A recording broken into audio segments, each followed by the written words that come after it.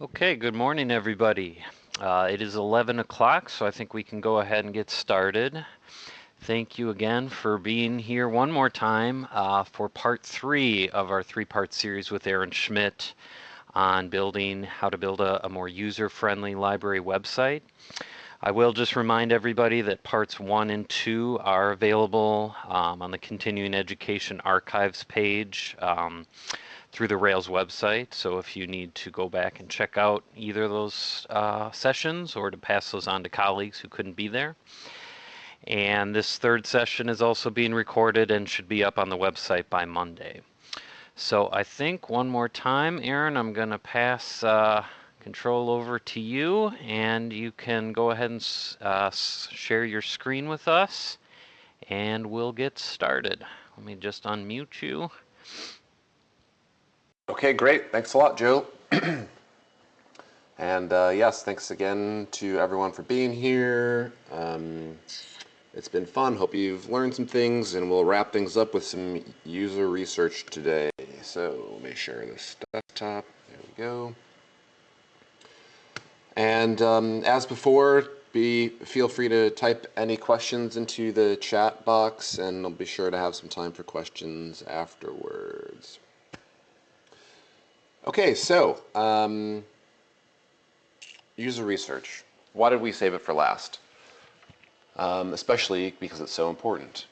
Hopefully it's been clear that there are a lot of things you can do to improve your library website before having to dig into a bunch of user research. It doesn't mean user research isn't important, but there definitely are some basics that I talked about. I just want to do a really quick refresh on those.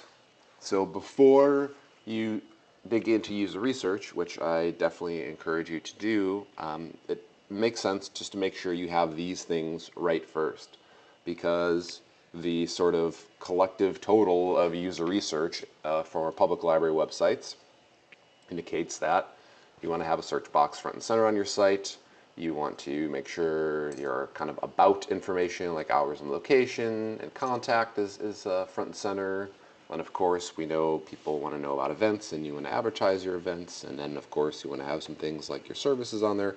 So these things are sort of distilled down from a lot of user research, and it makes sense because this is what people want to do.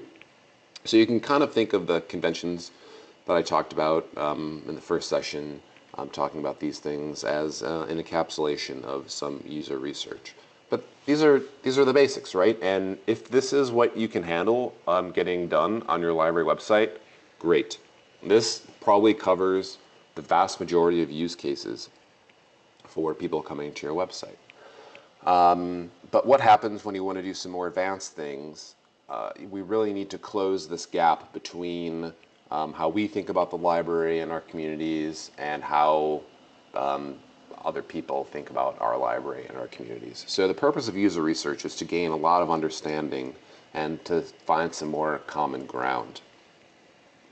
And we can do this by designing our library websites. And that might seem like a simple statement, and I guess maybe it is, but I think taking our roles as designers seriously is really important. Let me take a step back and say that those are the basics that I mentioned for public library websites, not totally dissimilar for school libraries or academic libraries. That search box is pretty much front and center. That's a really important thing. Academic libraries might want to provide some more access to things like perhaps research guides. School libraries might need to have some sort of bibliographic instruction function, maybe. But I think in large part that access to our catalogs is quite important. Okay, back to design. So what is design? Why are we designers? What's up with this? Well, let me talk about the design process a little bit. Don't worry, you do not need a black turtleneck to be a designer. You do not need square glasses. We do design all the time, whether it's in print or our services or our websites, because design is basically just arranging things for a purpose. This is a very vague definition, but it's one that's true. So whenever you're arranging something, whether it's the layout of a floor or the layout of type on a page or screen, you are doing design work. And if we dig in a little bit more and learn about design, we can be good designers and serve our users a little bit better. Here's another way to think about design work, and this is a quote from mid-century furniture designer Charles Eames. The role of the designer is that of a good host anticipating the needs of their guest. Really nice sentiment, great statement, and I think we can think about our websites in the same way. So how can we do design work? Design can be done poorly. We've all encountered poor design work in the past, right? Maybe you've even encountered it today. Does design look like this? I bet a few of you have been in a design by committee situation. I know I have. In situations like this, people tend to spout off or share their opinions, some of which are informed, some of which are not informed. This is generally a bad way to do design because it leads to a lot of hand-wringing, it leads to hurt feelings, it leads to stalled website committees talking about the same things over and over. This is a bad design process, and we can definitely turn this into a more efficient, more effective process. This is also some design work, some very poor design work. And this is what I'd like to call design by default, where pretty much make very few decisions, and oftentimes when you make these decisions, you make poor decisions. So I took this picture a long time ago, actually in Illinois. I wonder if any of you recognize this library. I'm not naming names. But so when I took this picture a long time ago, the default typeface for Microsoft Word was Times New Roman, so they did not make that choice. The choice they did make to center justify things was sort of a poor choice. Also, another poor choice they made was the very small thank you in the lower right-hand corner. If any of you attend the webinar I'm doing for Rails forthcoming on user experience in general, not just website stuff, but whole library issues, I'll talk about this sign a little bit more. But this is a design by default or unintentional design. So design by committee, we definitely don't want to do design by default. What kind of design do we want to do? Well, we want to have intentional design. And I think a first step in doing good design work and being intentional with our decisions is realizing that we are not our patrons. We need to be designing for them, not for us. And this realization or this statement at once separates us from them, but also in this distance we can develop some empathy for their needs and their preferences. And this is the key to doing good user experience work and good design work. Developing this empathy and the tools to sort of express this empathy or learn about people's preferences and needs. And this is a very important part of designing the user experience and doing design work. So we want to be designing for behavior, and we need to arrange things in our libraries and on our websites for how people act and what people want to do. We can design our websites for like some wishful thinking. We can design our websites for how we want people to behave, but that is probably going to be very different from how people actually behave. And so designing with intent is a definite part of this, and being a good designer and doing good user experience work for our websites means we need to be curious about people. We need to have empathy, which I've already mentioned, and importantly, we need to solve the easy things first before we can make things more interesting. Okay, so let me talk a bit, just very briefly, about the design process. And this is a framework that you can use to kind of break out of the design by committee realm and put some structure on things to be intentional and not designed by default.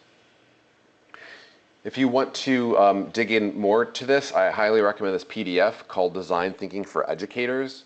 It is put out by Stanford's D School or Design School, and you can download a PDF that talks about the 5 steps of design thinking and gives you some good case studies and a nice toolkit for getting some practice with design.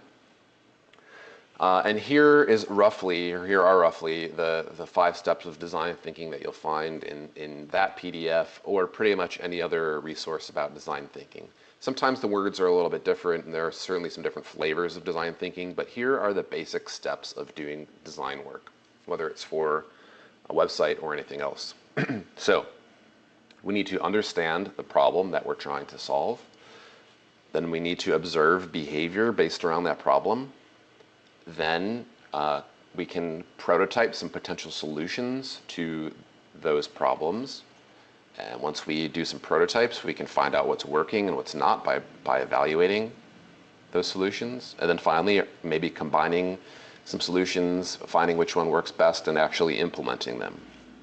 This is a cyclical, not a linear process. It's definitely very fluid, and sometimes you can go back and forth in between steps, but you can see hopefully how this fits with user experience design and doing user research. So understanding and observing are 2 really important parts, and this is, I guess, what I'm going to be focusing a little bit on today with learning about library users and how they use library websites. I'll also touch a little bit on prototyping as well. So, some techniques. This is an important distinction for design-related techniques. There are behavioral research techniques and attitudinal research techniques. I will be talking about some techniques to assess people's attitudes, but for the large part, because we want to design for people's behavior, we'll be focusing on some behavioral techniques. This will enable us to design for people how they really are versus how they say they are. Attitudinal research techniques they can be valuable. It can be valuable to get people's opinions and learn about them, but behavior is more valuable. So the number 1 user research technique I want you to learn about today is usability testing. It's very important, it's very effective, it's very easy to do, so I'm starting off with it. It's a foundational user research technique for designing for the web. So what is it? It's essentially watching people use your website. This is setting someone down in front of a computer, asking them to complete some tasks, and watching what they do. So that's it in a nutshell. And why do you want to do this? Well, you can find where your website is tripping people up by watching people carry out some tasks.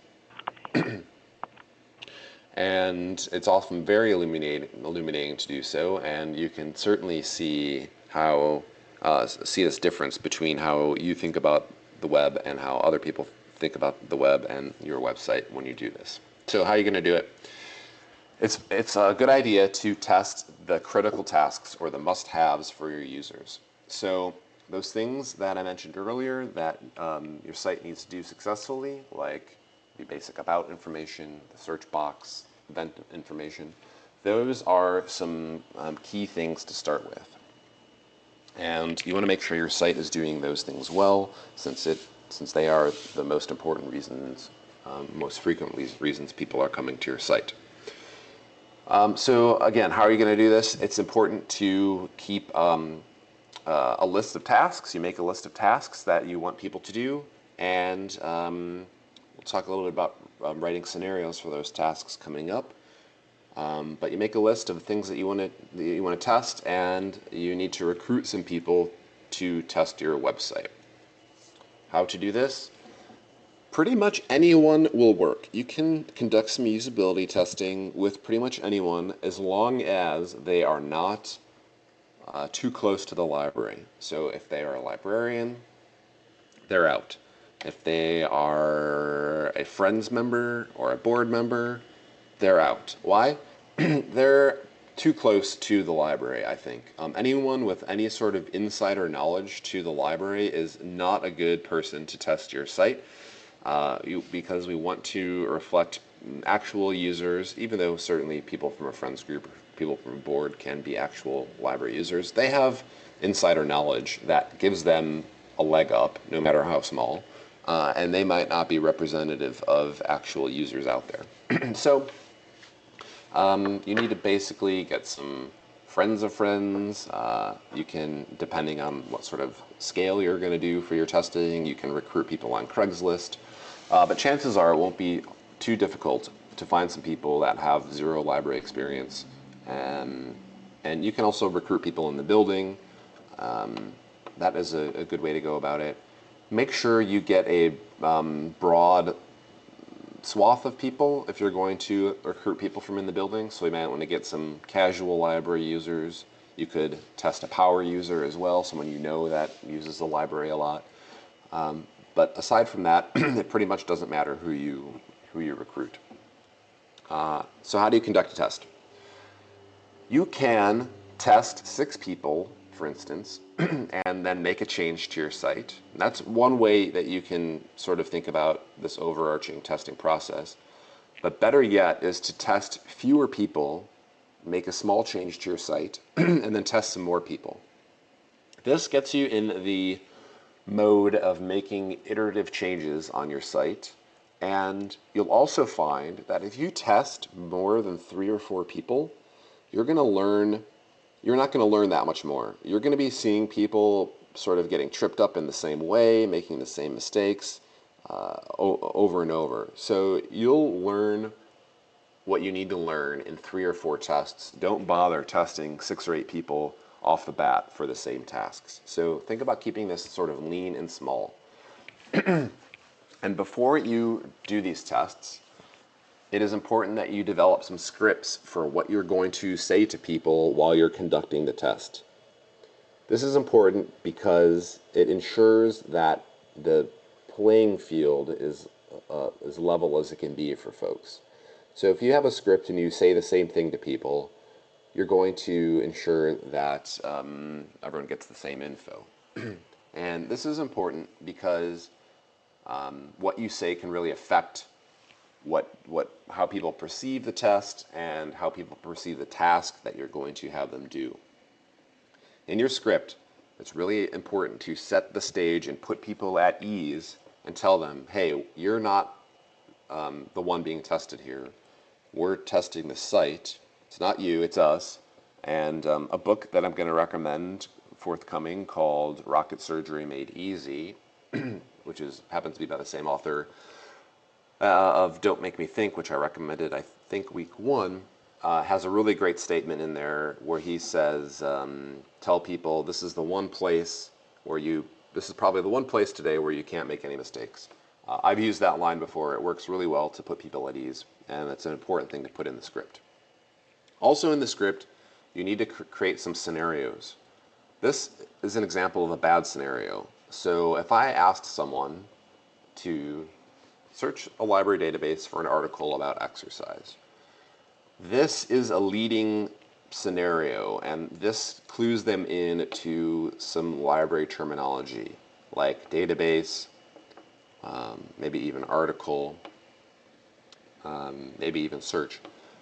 Instead, we want to abstract this out and present a more realistic scenario and align it with a little bit more closely to how someone might think about doing this and why they might need to be doing this. So for instance, here's perhaps, not that running a marathon is necessarily realistic, but here's at least the way someone in general might think about this.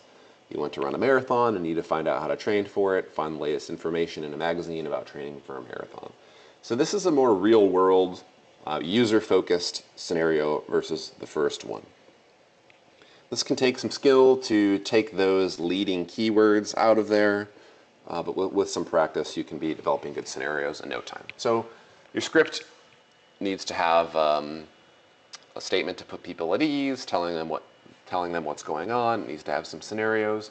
And actually, Rocket Surgery Made Easy, the book online, has some scenarios in Word document format or PDF that you can download and alter to conduct your own tests. So those are definitely recommended. What should your test room be like? Where should you conduct these tests? Definitely depends on your situation and who you want to share these test results with. It can be super low key, and if you just need to learn some things for yourself, you can take a laptop out into your lobby and ask people for a few minutes of their time and do some mini, quick, kind of guerrilla usability tests. And that's a totally legitimate way to learn some things through usability testing. If you want to make it a little bit more in depth, you want to have a dedicated room with a computer in there. And oftentimes, I just mentioned a laptop, but oftentimes having a desktop with a full keyboard and mouse can help a lot because you don't want the technology getting in the way. And if someone is not accustomed to a smaller keyboard or using a trackpad, that can influence the test. So desktop is probably preferable. At any rate, so if you set up a room to have a more dedicated situation, you want to have, like I said, a computer in there. You might want to have a partner in the test room to take notes with you. While you're conducting a test and observing, it can be difficult to also jot down everything you need to do. So having someone else take a look is a good idea. What you don't want to do is have 16 people in the room breathing down on a person's neck. That can be an intimidating situation. So through screen sharing software, you can share the screen into another room where you're perhaps projecting the screen onto a wall and a bunch of people can see. So if you have a little bit more of a involved situation where you want other people to see the test, definitely work. You can record the usability tests for playback later to show other people. I find it unlikely in a lot of cases that people are going to spend 45 minutes for a usability test or even a half an hour per test and spend a couple hours watching usability tests. That might be unrealistic in a lot of situations considering how busy people are. So it certainly depends on your situation, but I would recommend that you schedule your tests if people are going to be interested at a time where people can block off some time to participate and watch the tests live. And there's another reason for doing this, and that is the debrief meeting. So after you conduct some tests, it's a great idea to gather observers around and have a discussion about what went down, what you saw, any insights that you may have gained from watching people use your use your website. And the price of admission for the debrief test is having observed the usability. Did I say debrief test? The debrief meeting is observing the tests. Why? Because during the debrief meeting, you want to make sure that folks are on task and on target discussing the behaviors that they saw versus just using this as an occasion to design by committee and talk about their opinions. So in the debrief meeting, it's probably quite likely that folks will have noticed some similar things going on, and oftentimes the response or the solution to this problem that folks have noticed could be quite apparent. Then it is the job of whoever is in charge of changing the website to make some changes and make those improvements. And then you do some more tests and see if that has worked. That is a debrief meeting in a nutshell. Have some snacks, make it fun, etc. So read Rocket Surgery Made Easy. It is pretty much everything you need to know to get started with usability testing. It's a short read. It's a good one. And if you have any more questions about usability tests, chime in now or later. But for now, let's talk about surveys and focus groups. If you notice, these are attitudinal research techniques, and these are the two forms of user research that libraries are most familiar with. They also are probably not extremely valuable for library website design.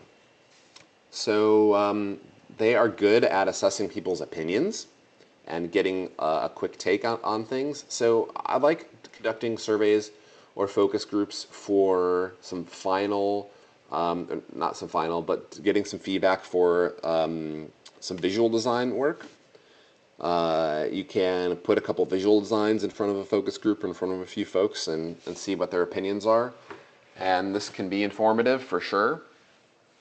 Those are two ways that putting out a survey, either a paper survey in your lobby or one online, can be effective.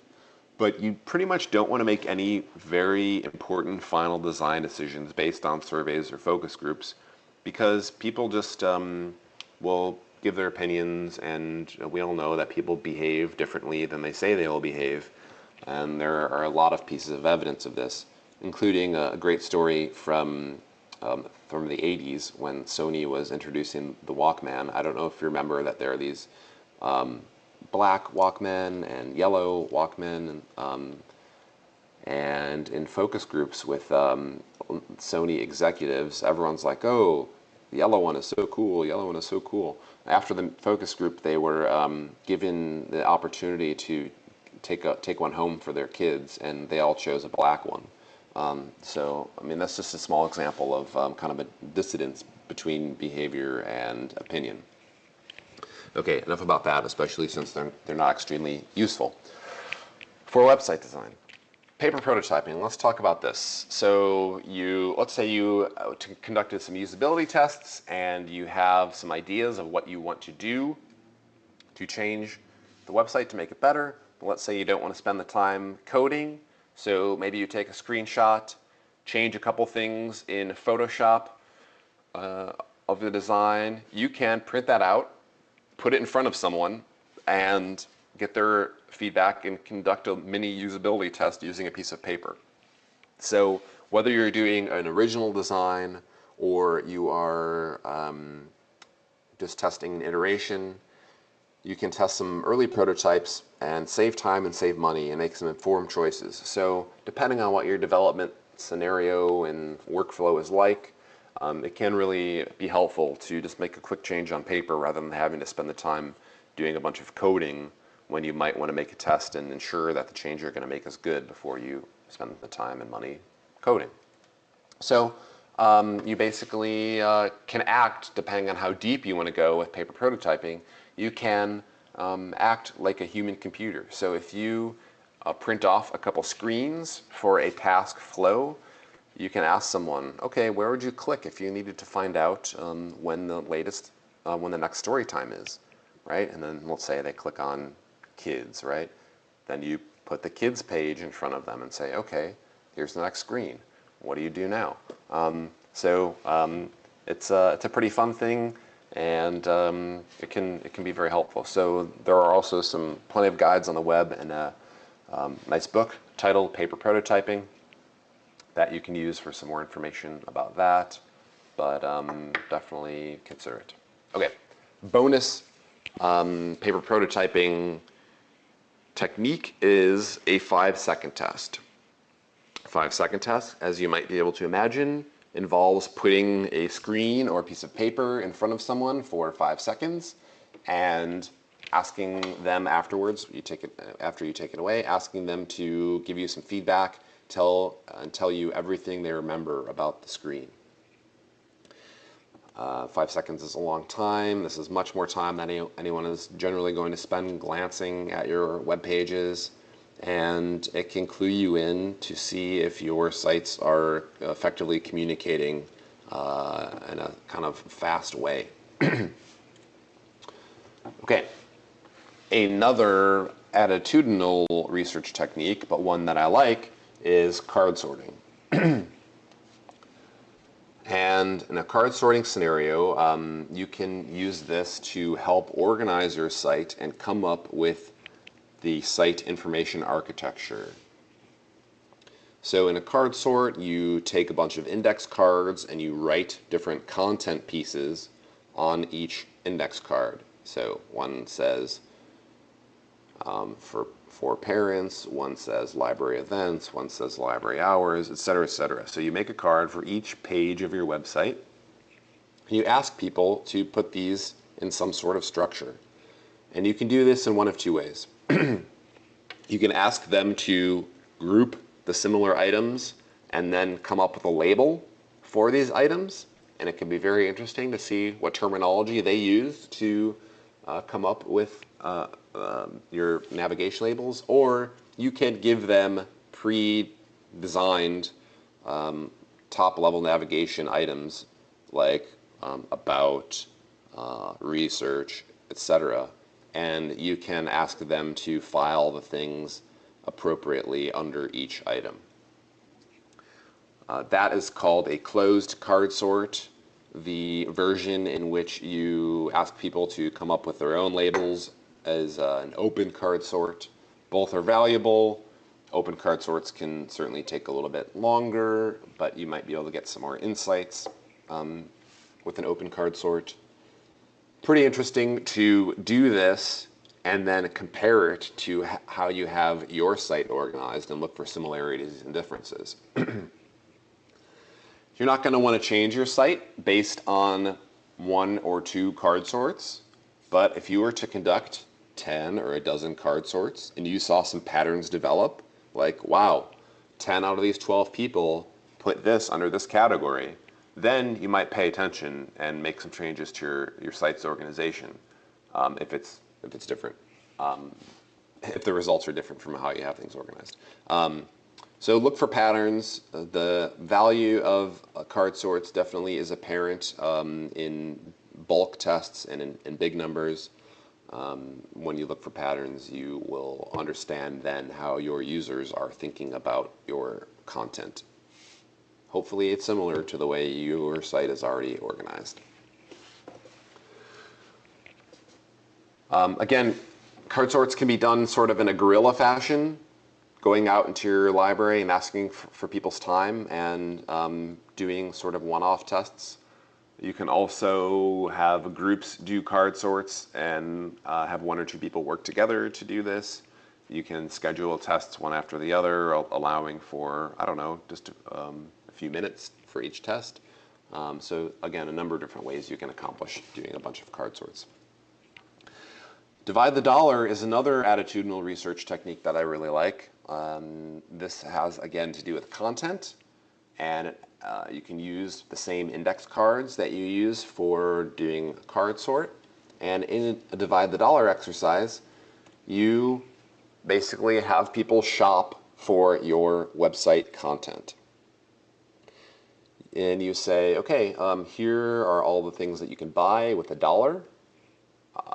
You can spend any amount on any piece of the website. What's most important to you? And you can see how they spend the money. I would imagine that they'll spend a lot of money on search and account type functions. And if you get any results wildly different from that list of basics that I started off with, like contact hours, location, search box, if you get anything really different than that, I'd be really interested to hear about it. And again, look for patterns, see what the results are as an aggregate, and base your site's structure and just the composition of your site based on what people are voting for. Another flavor of divide the dollar is just taking those index cards and having them rank the cards in order of importance. So you say, okay, here are all the pieces of content, tell me what's most important, put that first, and then go in descending order. For these, you might not want to have every single piece of content on your site. That could, especially if you have a large library website, that could pretty much be an impossible task. But you could have, you know, the top level navigation items and other things that you know are generally pretty important or that you're just curious about. So you can have people rank 10 to 12 items. That generally is very doable for folks. And when you conduct this exercise with a bunch of people, you can then compare across and see what people are doing. So in this case, here is how users have ranked these tasks and pieces of content for this library. So you see the first three people here have put finding items as the number 1 task. Then hours and location and renewing items are, also ranked. And we can see by assigning some different colors that there are definitely some patterns developing and people are in a sort of general agreement here. Then you can kind of slice this the other way and say, okay, the leftmost column are all the items people have ranked number one. So finding items is definitely the overwhelming most popular thing here. The second column from the left are all the items that people have ranked number two. So there's less agreement here overall, but we see finding items as well. We see renewing items sort of take the majority lead here. So we'll consider renewing items as the second overall popular item, and so forth, going down. And that can be interesting. It can also be interesting to do this very task with users, then do it with staff, and look for similarities and differences in how folks are perceiving your site and what content they want on their site. If there are a lot of things that staff want on the site that users don't want, consider putting those things in an internal site like an intranet and taking them off the main site, because users don't want them. Staff can have a more convenient place to access them. So there might be some overlap, there might be some disagreement. It is always informative. Okay, back to a behavioral technique. This is a great tool. You can download a little piece of JavaScript and then put it on your website, then see where people are clicking around your site. So there's a website. One way to accomplish this is through a website called CrazyEgg, CrazyEgg.com. Google Analytics now has a heat map thing built in as well that you can use. But it can be really neat to see where people are scrolling around and what links people are clicking on your site. So you can see what is popular, what is not, and it can help you make some decisions about positioning certain elements on your page. So this is a pretty low-tech way to do something pretty neat. Instructions on CrazyEgg are straightforward, and there's a free version. So if you want to get a cool heat map, consider that. So for instance, here's a way that I've used CrazyEgg. Here's a FAQ, a list of questions that I had on a website, and I saw that, well, the bottom question is actually people are more interested in that last question than other things. So I can raise that one up to make it more convenient for people to see. Another technique for assessing people's behavior is A/B testing, or multivariate testing. This is maybe the most technically involved form of user research I'll mention today, but it's definitely doable for implementing. Again, there are a number of websites that you can use to conduct some A/B testing for free, and Google Analytics or Google Website Optimizer, whatever they're calling it now, has something built in. But okay, what is A/B testing? Well, A/B testing is a technique that lets you present different versions of the same page to website visitors and then track behavior based on what version they were presented with. So you have your standard version, then let's say you want to figure out, or you have an idea for how you want to arrange that page differently, and you want to test it out and see how people like it, and if it leads people to behave in a certain way. So let's say you want to drive more people to your events page from your home page. You have an idea of what you're going to do on your screen, you mock that up, then you basically tell the website or program to say, okay, I want you to serve the normal web page to 50% of website visitors, and I want you to serve this new design to the other 50% of visitors. Then you can see what they do based on the different designs. And if you like the results from your iteration in your alternative page, your experimental page better, well, then you can implement it. It's a definite handy thing. And if you really want to get involved, you can even do an A, B, and C test and get really complicated with the whole thing. It is a higher level technique in that it takes a little bit of back-end work. It requires making an experimental page, so that there is some coding that you need to do for that, but it's definitely worth it if you have a hunch that something might work and you want to see if it does. I know there are some A/B testing websites out there that make it pretty easy to change the page up. One of them is called Optimizely. That's one I've used before, and I think there's a free version of that as well. But if you just do a search online for A/B testing, you will come across plenty of sites that will help you out.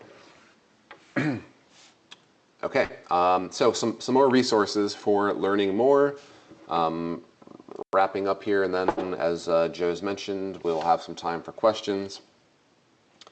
My company Influx has a newsletter where we talk about this stuff all the time. You can sign up for that. We definitely won't spam you, but we've got some good stuff coming out of there. Also, we have a lot of stuff about website design and articles on our website, so check that stuff out. I have all sorts of design stuff going on my personal blog, so if you have enjoyed listening to me yammer on about website design, you can check that out. Here's a little fun site about making library websites usable. I encourage you to check out. This guy, Matthew Reedsma, knows what he is talking about. He writes about library web stuff, definitely with a little bit more of a technical bent. If that's your thing, great. He also has some more theoretical, high-level stuff, like his presentation, Websites Are for People. Definitely recommend you check that out. It's good stuff. Also, here is a plug for Weave, the Journal of Library User Experience. I am lucky enough to be on the editorial board for this journal. Our first issue is coming out soon, this fall. There is a great article coming out about that involves heat maps and A/B testing, actually. So that will be a good one if you're interested in those topics. You can sign up for some updates. So in conclusion, I want to highlight the fact that all the decisions we make on our websites impact how people perceive the library. So let's be intentional about these decisions. Let's make sure that they are user-centered and well-written and filled with content that people actually want, and everybody will be happier, right? I think so. Let me just recommend some other resources before we open this up to questions. I mentioned Rocket Surgery Made Easy. I think in the first webinar I mentioned Don't Make Me Think. Both of those books are by Steve Krug. I mentioned the book series called A Book Apart. Those are a bunch of little primers about website design. I know there's one on paper prototyping, there's one on mobile design. All sorts of good things there. I mentioned Letting Go of the Words about web writing last week. That's an important one. If you need any other resources, feel free to get in touch and email. There's my contact information. But for now, I threw a lot of different research techniques at you, and we have some time for questions now. So lay it on me.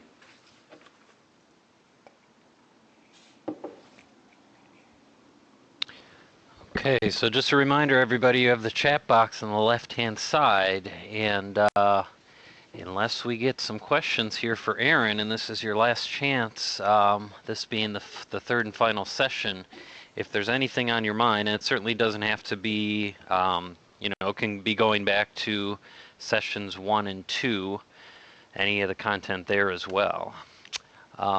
Looks like Vicky wants to know what was the name of the usable website. Okay. I think this is the one maybe you're referring to. It's a fun little site we put together that highlights good usability in libraries. Okay. Are there any other questions for Aaron? Going once, going twice. Well, while you think about questions, I will just. Oh, okay. What is a better sign? Do you see that, Aaron? Yeah, I do. Okay. So here, I think here's the sign that you're referring to, Jennifer. You know what? Tune in to the webinar on general user experience in September. I have some revisions of this sign. So, but I will I'll talk about it now too. So there are a number of things that would be better than this sign. Just having a positive attitude about it and not yelling at your patron. I mean, this sign is just really kind of demeaning and degrading and doesn't really consider people's preferences, etc. So I'm a big fan of creating different zones in libraries for different types of behavior. So maybe there is a spot in the library where people can talk.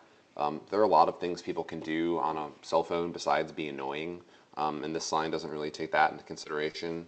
So I mean, ideally, I would say let people use their cell phones and let people drink and not have a sign at all. But if you have to have some sort of sign, make sure it obeys the basics of graphic design, like good design work. Keep it plain. Put some library branding on the sign to kind of reinforce that.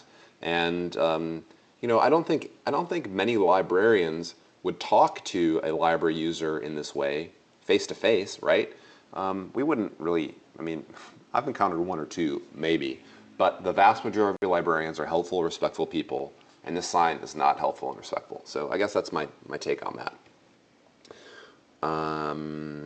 Okay, Cecilia, most of our users are remote. Any suggestion? Yeah, there are some ways that you can conduct usability tests remotely. There's software to enable that. So that is a fine way to do it. There are also online card sorting tools that you can use. I think content ranking could be done remotely as well. So I think these techniques can definitely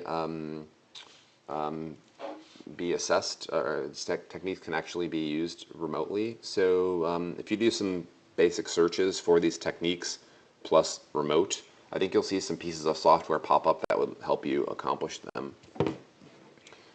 And Cecilia, if your question was a little bit different, let me know. Becky says, I will simply need a number of users per year. How easy is this to get from Google Analytics? The site appears complicated. Becky, indeed, Google Analytics, people can go super deep with Google Analytics, and businesses and corporations use it to track the most minute details. And that is super useful for that application, but our websites are very different in that we're not really concerned. One thing that a lot of sites use Google Analytics for is tracking. The term is conversions. So that is how the site is converting people into being shoppers and how much money it leaves people to spend. Well, we're not really concerned with that. So it can be a bit superfluous. There are a lot of very low maintenance, low barrier to entry site counters and site statistics packages out there. So if you just do a search for site hit counter, you will find that plenty of things there. If you happen to use a content management system, they will often have a plugin that helps you keep track of site stats. WordPress has this built in now. You can get some very useful basic analytics through WordPress.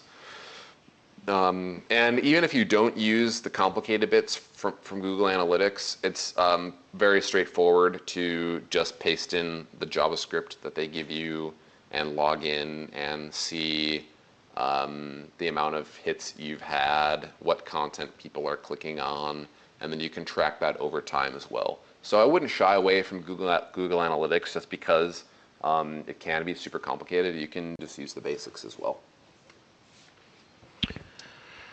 Okay. Oh, here's one more question that came in. Elizabeth, great question about the size of the search box. I think as long as it's not ridiculous, the bigger the better. So I showed you Montana State University, and I think I still have my screen sharing up. So let's see. Hopefully you all can see this. This is a pretty big search box. I think that's a good one. So as long as it's not crazy, I think make it big. Okay. Oh, right when I try to wrap up, we'll keep Kevin questions, which is great. Yeah, So here's one from perfect. Ashley. Okay, there are a lot of patrons that already know how to use our original website when we redesigned the whole thing. Yes. How can I prepare people for a change of options and menu systems? Or should I stay with the original content organization, go off of the new usability testing? Great insight, Ashley. Yes. So I think it was the first week I mentioned the power of iteration and the problems with doing a full redesign. So, as Ashley points out, you have some power users that have learned all of the kind of intricacies of your site already. They know all of the little weird things that they need to do to accomplish their tasks, and those things are indeed no longer weird to them because they just do them automatically, right? Power users can click through the site with ease because they know where everything is and they do it pretty much subconsciously. So when you pull the rug out from underneath them and have a whole new interface, they need to relearn things.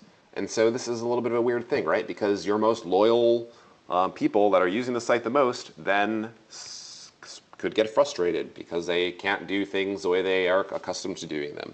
So this is a very good case for making slow, iterative changes that are more incremental in nature rather than pulling the rug out from underneath and doing a full redesign. So your website could be in such a state that you really want to start over and really want to do something different, and I understand that. I don't think there is really a way to prepare people for that. I mean, you could put up a sign that says, we're changing our website, ask us about it. I don't really think that's going to have that much of an effect. It's probably not worth the effort. You could put out a preview of your new site. You know, on your homepage, you could say, check out our new site here, get some feedback that way. That is possibly one way you can prepare some people. I think in the end, if your new site, if your redesigned site does what it needs to do, in that it makes things super easy, makes those critical tasks super easy, you won't have that much of a problem. There will be some people, inevitably, that bellyache about the change. That's inevitable. If they're power users, they'll get over it. They'll be able to learn, and they will learn the new things to do, especially if you've made these things intuitive. So be prepared for a little bit of bellyaching. As long as you have done a great job making these things easy to do, people will get over it. So I guess those are two sides of the coin. Be prepared for some griping, but make it easy to do, and then maybe you can get away with doing a full redesign.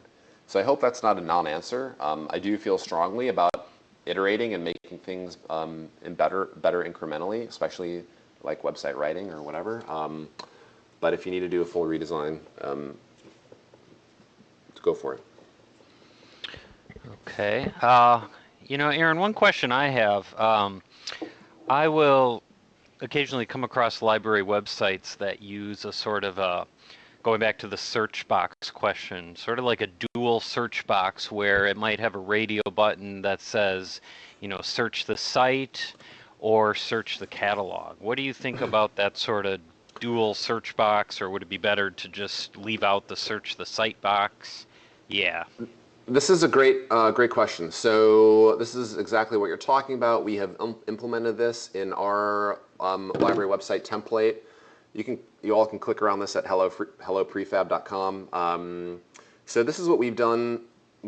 I think it's fine to do that. I think the vast majority of people are going to use the box to search the catalog. Hence, that is the main selection on the radio button. But you can classify people on the web as either browsers or searchers, and some people like clicking around and navigating the site that way. Other people tend to gravitate towards a search box, and that search box in the upper right-hand corner is a web convention. You'll see search boxes there quite often. So I do feel it's important that there is a site search functionality because a lot of people use it.